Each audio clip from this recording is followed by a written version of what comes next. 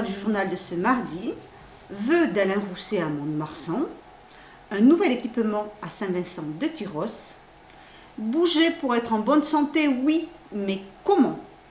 Et l'agenda de vos communes. Bienvenue sur TV Land. Les cérémonies des vœux s'achèvent. Voici ceux d'Alain Rousset, président de la région Aquitaine. Il a souhaité souligner l'implication de la région dans la formation en se déplaçant au lycée professionnel des métiers de l'automobile à Mont-de-Marsan pour cette cérémonie. Pour l'occasion, l'atelier de mécanique du lycée professionnel Frédéric Estève a été métamorphosé en salle de réception grâce aux apprentis fleuristes et cuisiniers de Mont-de-Marsan, un lieu symbolique puisque le président de la région veut faire de 2013 l'année de la formation en Aquitaine. Nous sommes arrivés il y a une dizaine d'années, en gros, il devait y avoir, Bernard, autour de 14 000, 13 500 apprentis. Nous sommes aujourd'hui 20 000, il y a 20 000 apprentis. Et nous nous sommes fixés comme objectif d'arriver à 23 000. Et de faire en sorte que la souplesse de l'organisation de l'apprentissage puisse bien répondre à des emplois qui ont, sur le territoire, leur prégnance et leur développement. Et nous aurons, l'année prochaine, dans 2 ans ou dans 3 ans, rénover l'ensemble de l'outil d'apprentissage. Faire en sorte que ce qui s'apprend, et dans les CFA, et dans les lycées professionnels, ou la façon avec laquelle ça s'apprend, le matériel en place, l'informatisation, la compétitivité d'une certaine manière de l'appareil de production, d'apprentissage, soit au même niveau que l'entreprise. Et je sais qu'il y a aussi beaucoup d'entreprises qui viennent dans certains CFA ou dans certains lycées professionnels former en formation permanente leurs propres salariés. Et le moment où nous aurons réussi en France, un peu grâce aux régions d'une certaine manière, un peu grâce à la proximité, à ce qui fait une contrainte de réponse publique aux exigences, c'est que les 3 formations initiales, continues et par apprentissage vont pouvoir cohabiter dans un même lieu. Et puis il y a bien entendu tout ce que nous faisons sur l'université, y compris d'ailleurs dans les Landes. J'ai noté qu'il y avait 2000 étudiants dans les Landes, soit en BTS, soit dans les formations à Mont-de-Marsan. Et le souci que j'ai aujourd'hui dans les mouvements de réorganisation des universités, c'est que nous ayons bien une université d'Aquitaine. Alors elle s'appellera peut-être Université de Bordeaux et d'Aquitaine. Il ne s'agit pas de mettre en cause le poids de Bordeaux dans ce domaine-là.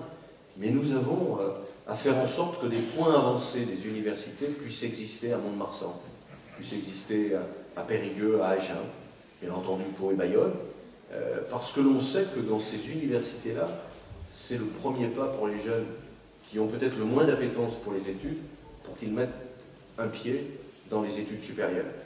Les résultats statistiques que nous avons aujourd'hui sur la réussite de l'enseignement supérieur et les catégories sociales est dramatique en France.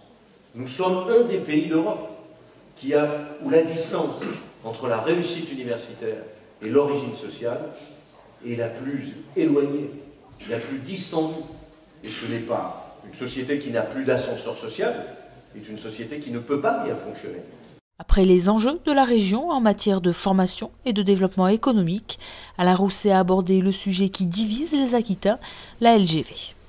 Cette ligne en matière de révolution des temps de transport, je crois qu'on la sous-estime.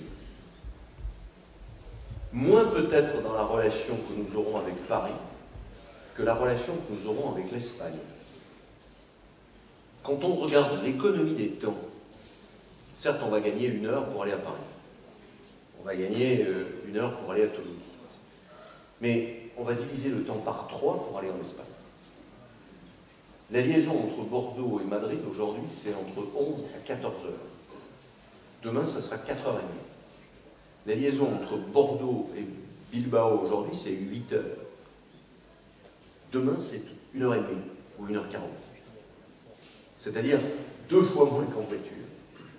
Donc on va pouvoir désengorger les voies routières et on va pouvoir aussi, je l'espère, parce que l'Aquitaine est en queue de peloton de l'Europe dans ce domaine-là, mettre massivement des centaines, voire quelques milliers de camions sur le fer. D'abord, on pourra demander au pouvoir public de mettre en place une écotaxe sur la circulation des camions à travers l'Aquitaine. Ensuite, on va pouvoir libérer les sillons nécessaires pour faire passer les trains de fret à partir de Tarnos, enfin, je ne sais pas, à partir du sud des Landes ou du Pays Basque, de telle sorte qu'il puisse y avoir une ligne directe jusqu'à Dunkerque ou jusqu'au Grand Port. Et nous aurons aussi, à travers ce dossier, la possibilité de rapprocher les Aquitains les uns des autres. Puisque nous allons pouvoir faire circuler sur cette ligne à grande vitesse des TER à grande vitesse. Ce qui va permettre que chaque Aquitain soit en gros à 1 heure de distance les uns par rapport aux autres. Que de Bordeaux à Bayonne, de Bordeaux à Pau, ou de Bordeaux à Agen, ça sera moins, ça sera 35 minutes. Mais on est là dans des gains de temps qui font que ça intéresse tout le monde. Donc voilà, je vous souhaite en tout cas à tous et à toutes une très bonne année. J'espère que cette année sera fructueuse pour le département, pour les jeunes, pour l'Aquitaine. Bonsoir, bon appétit et merci aux apprentis qui nous ont préparé cette soirée. Saint-Vincent de Tyrosse vient d'inaugurer un nouvel équipement, un plateau ludique et sportif ouvert à tous. Nous vous amenons le découvrir. Situé entre le gymnase de la rue des Sports et le collège Jean-Claude Sescous, ce nouveau plateau sportif a été financé à 65% du montant hors taxe par l'État et le Conseil général. Pour sa part, Tyrosse a investi 135 000 € dans ce nouvel équipement, plus que nécessaire pour la commune. Indispensable, je dirais, pour les conditions d'abord des élèves du collège au niveau du sport.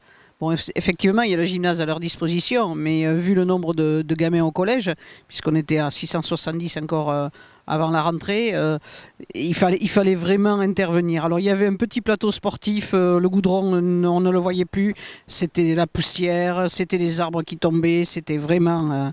Moi je ne me souviens plus exactement comment c'était, je vous avoue.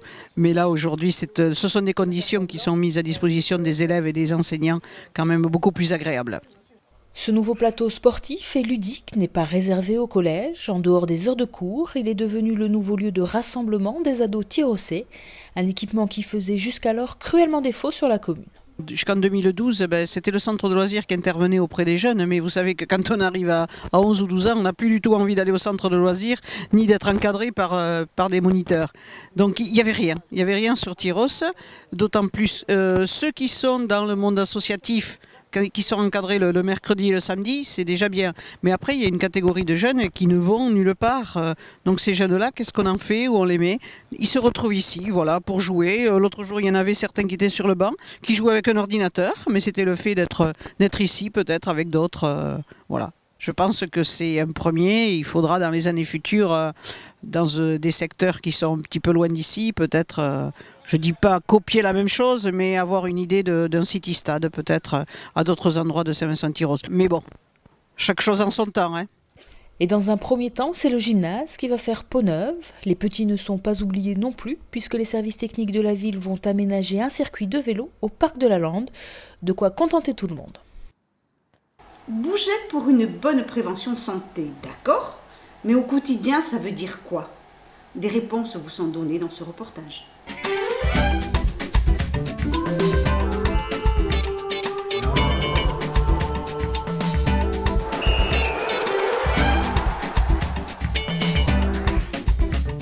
Bien bouger, c'est être actif, c'est faire du sport pour entretenir notre corps. Malheureusement, pour moi, actuellement, c'est marcher. Prendre les escaliers ou les désescalators. On est fait pour bouger, que le corps humain est une machine qui est faite pour bouger. Enfin, moi, je trouve que marcher, ça fait réfléchir à des choses chouettes, ça éclaircit la tête. L'intérêt de bouger, c'est meilleur pour la santé. Ça permet de mieux vieillir et d'être plus en forme au quotidien. Je le fais pas à cause de manque de temps et un peu de fainéantise. C'est parce que je me suis fait mal au genou, donc à ce moment-là, je dois ralentir. Là, justement, en fait, je vais m'inscrire à la salle de sport parce que ça fait quelques mois que j'ai un peu tout laissé tomber depuis l'été. Et pour quelle raison j'ai laissé tomber? Parce qu'en fait, j'avais pas le temps. Bougeons-nous suffisamment? Et dans quelles conditions pratiquons-nous une activité physique? C'est ce qu'a tenté de savoir le premier baromètre AXA Prévention qui mesure l'état de forme des Français. Éric Lemaire, président de l'association AXA Prévention, revient pour nous sur les grandes tendances de cette étude qui fait bouger les idées reçues. L'activité physique est très importante pour les Français. On le voit dans notre baromètre AXA Prévention puisqu'ils sont plus de 90% à estimer qu'une activité physique quotidienne, bouger, marcher, 30 minutes par jour par exemple, eh bien ça permet d'avoir une véritable prévention santé. Par contre, ils ne sont que 18% à reconnaître s'y être mis réellement dans l'année qui vient de s'écouler. Un autre enseignement de notre baromètre AXA Prévention, c'est effectivement la sédentarité, puisque les Français sont 14% à reconnaître qu'ils ne font aucune activité physique. On s'aperçoit dans notre étude que 56% des Français reconnaissent avoir une activité physique hebdomadaire qui en fait s'inscrit dans le cadre de leur week-end, avec leurs enfants, ou en faisant du jardinage, du bricolage par exemple. Par contre, ce que l'on sait aussi, c'est qu'un certain nombre de Français ont une activité physique régulière, tout simplement dans le cadre de leur activité professionnelle, dans l'agriculture, à l'usine ou dans le cadre de leur entreprise. Vous allez voir, bouger au quotidien, ce n'est pas compliqué et les bénéfices santé sont immédiats. Mais pour en savoir plus sur la bonne attitude à adopter, nous sommes allés voir un expert en la matière, Serge Simon, docteur en médecine et ancien international de rugby. Docteur, bouger, ça veut dire quoi concrètement? Alors d'un point de vue sanitaire, bouger, c'est mettre son corps en mouvement, faire des activités physiques et sportives minimum. On a évidemment tous ce réflexe premier de prendre un véhicule. Il faut remettre de la marche à pied dans sa vie. Il suffirait de monter 8 fois un étage par jour pour atteindre ce niveau d'activité physique et sportive minimum. Les bénéfices d'une activité physique régulière sont à deux niveaux. D'abord, un niveau très concret, immédiat, c'est un mieux-être. Mieux-être dans son corps, mieux-être dans sa tête, se sentir mieux, plus fort. Et puis après, un bénéfice à moyen et à court terme, c'est éviter tout un tas de pathologies. Il faut savoir que la sédentarité, c'est-à-dire l'absence d'activité physique et sportive minimum, touche une personne sur 2 en Europe et responsable d'un décès sur 10 dans le monde. Bouger, dans le sens médical du terme, ça veut dire mettre en mouvement son corps de manière suffisamment importante pour le rendre en bonne santé. Notre corps est un outil et il faut qu'il soit affûté. On n'est pas né pour être inactif. Malheureusement, la société est une société de la sédentarité. Et c'est par exemple 30 minutes de marche active par jour, c'est 8 étages, c'est 10 000 pas par jour. C'est quelque chose de très très simple. Notre corps en a besoin. Voilà ce qu'on appelle bouger pour la santé.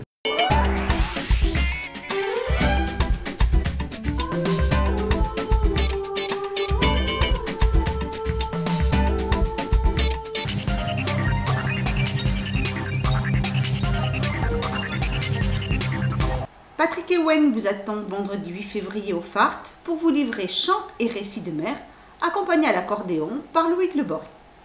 Après le spectacle, le pays Adourland Océane propose une rencontre autour de la mer avec des pêcheurs, l'association Les Toquets de l'Océan, ainsi que l'association La Pinasse Boucalaise, avec une dégustation gratuite. Lou Volt du Grand Orchestre du Splendide s'arrête samedi 9 à 21 h à Vieux-Boucau. Entre tours de chant et sketch, elle nous raconte la vie d'une femme. Elle assure que c'est son histoire, mais cela pourrait être un peu la nôtre aussi. Vendredi 15, la Mamizelle accueille les garçons sensibles, qui, pour ce nouveau spectacle, a élargi sa palette musicale. Les cuivres chaufferont, l'accordéon s'amusera, la guitare s'électrisera et leur énergie explosive parcourra tout le public dès 21 h.